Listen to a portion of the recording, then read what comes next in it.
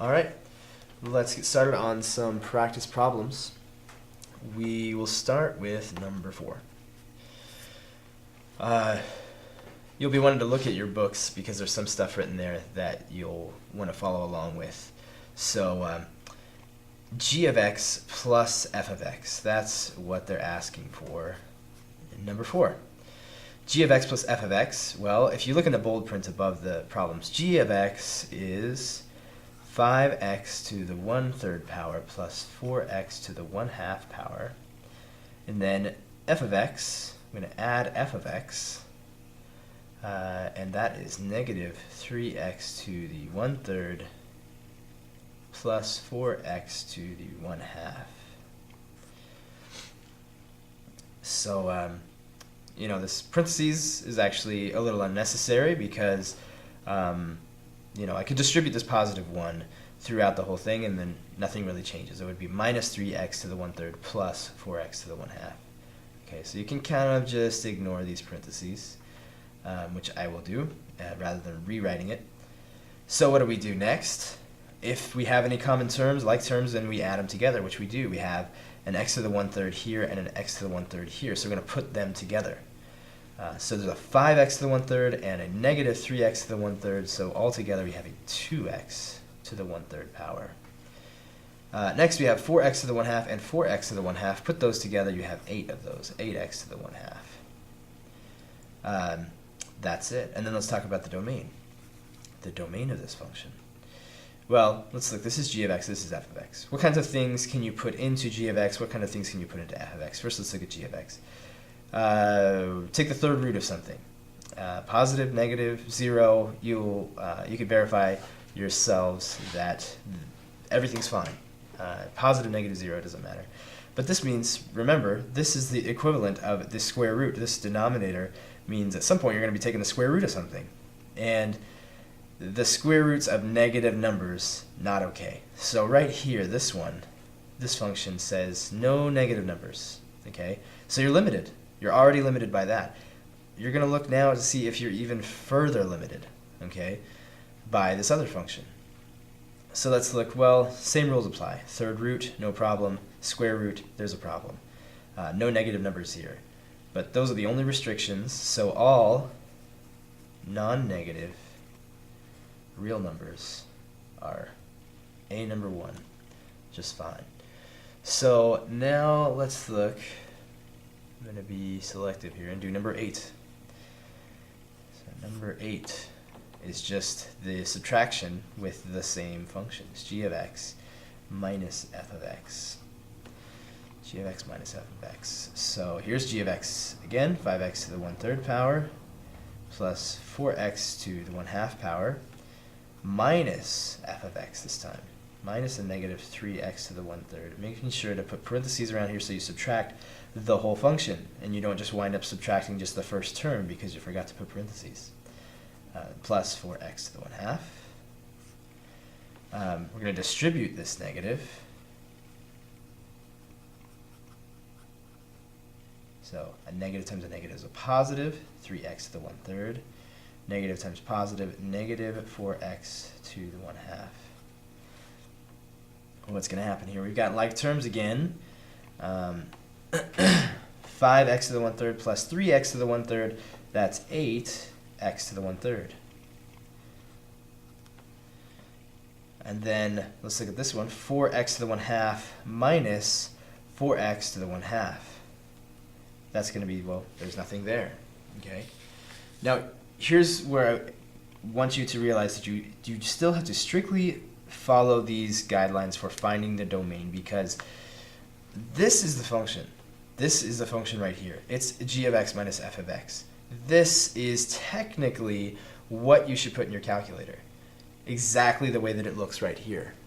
Okay, so if I put a function that looks exactly like this into my calculator, it's going to run into problems still at x to the 1/2. It's going to be taking the square roots of negative numbers, and it's not going to like that, so it's just going to kind of ignore those. It's not going to deal with those. Now, even though these got canceled out and we wound up with 8x to the 1/3, still, strictly mathematically speaking, this is really your function. So you really still need to have the exception of no negative numbers. Okay. Now, in working terms, we're going to deal with this, and it's easier to look at this. And we're just going to say, let's use this function much simpler than this, right? It's way easier to put a number in, take the cube root, multiply it by 8, than do all of these things. But the thing that this is going to tell us, the story this thing tells us, is what's the restriction on the domain. So the restriction on the domain is still going to be the same as up here. It's going to be all non-negative real numbers. Okay, that might seem a little weird, but I want you to remember still a restriction on the domain. Okay. So after 8 will be 14.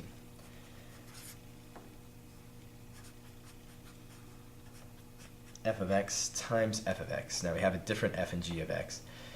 So f of x is now 4x to the 2/3, and that's it. So that's 4x to the 2/3 times 4x to the 2/3.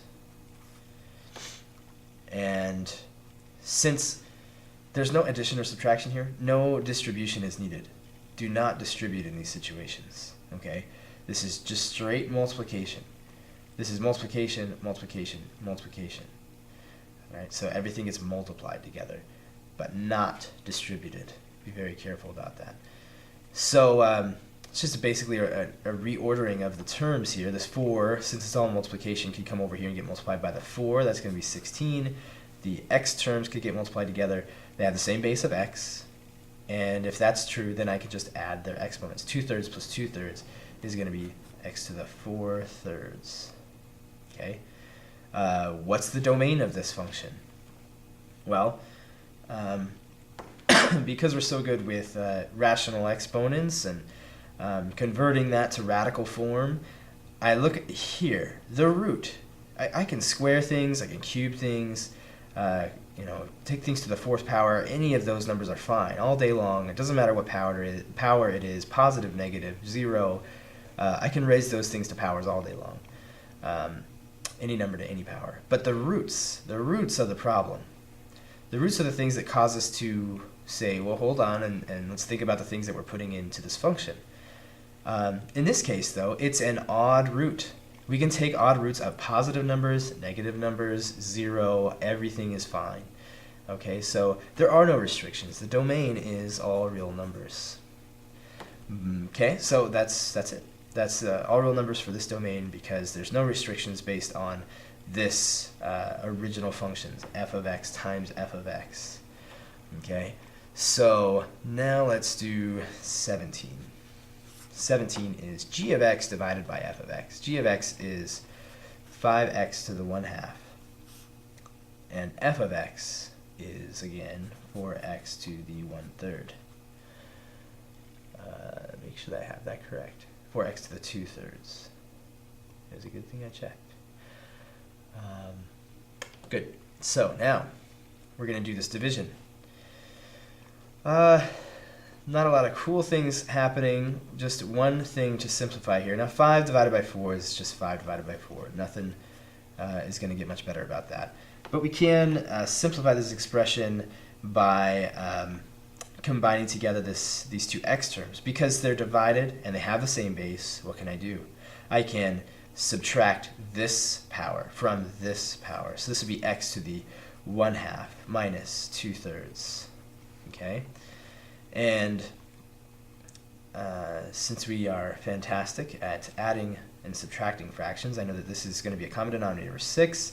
This is going to be 3/6. This is going to be 4/6. 3/6 minus 4/6 is negative 1/6. So 5/4 x to the negative 1/6 power. Okay, now I have a negative exponent. That means, let's put it down here, that's 5 over 4 times x to the 1/6. Or if you like it better, the 6th root of x. Okay. So what's the domain now? Well, let's go back here. The domain was always defined by the things that I put into the original function. So what things can I put in here? What things can I, more importantly, not put in here? Well, I have an even root, right here, that tells me from my past experience that I cannot put negative numbers in here, so no negative numbers, okay? So let's say no negatives, just to remind ourselves. So that's one thing that's restricting the domain. Another thing is, what if, again, down here we have a 0, okay? What kinds of things cause the denominator to be 0? Well, we could go through all the work. Let's find out. 4x to the 2/3 equals 0. Whenever this happens, I've got a problem, okay? So let's do all of this. Divide both sides by 4. 0 divided by 4 is 0. Okay. One way I can look at this, if I want to cause this to be 1, isolate the x, 1x to the first power. Then let's raise this to the 3/2 power so that when we multiply these together, I get a 1, which means I need to raise this to the 3/2 power, but 0 to the 3/2 is going to be 0. So whenever x is equal to 0, then the denominator is equal to 0, and I have another restriction on the domain, no zeros. There's only one 0, so we'll just say no 0. No negatives, no 0, so the domain for this guy is all positive, strictly positive, real numbers. Okay. Before it was non-negative, now it's just positive, which excludes 0, to put it simply. Okay, number 22 we're going to do now. 22, it's a composition example. H of f of -9. Okay, so f is 3x plus 2. Remember, f comes first. F is the first function that does something. First, f has to produce something, like a table. Then h has to do its thing, like paint it green. Okay, so f of -9, let's find that out first. F of -9 equals -27 over 5. I was looking at something else. F of -9, silly, is f of x, which is 3x plus 2. Let's put f of x is 3x plus 2. So f of -9 is 3 times -9 plus 2. Wherever I see an x, I'm going to put in a -9. So 3 times -9 is -27 plus 2, and now we have that this is -25. So f of -9 is -25. That means that right here, that's -25, h of -25. Okay, h of -25, well, h of x is equal to -x squared. No parentheses here, just negative, whatever this is. Okay, so then h of -25 is -25 squared.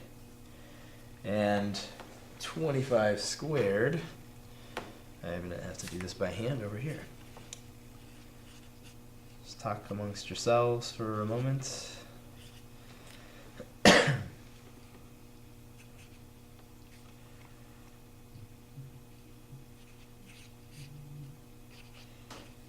$625, okay? -25 times -25 is going to be positive 625. Make that negative, and you wind up with -625. So h of f of -9 is the same as h of -25, which is -625. So this is -625. Okay.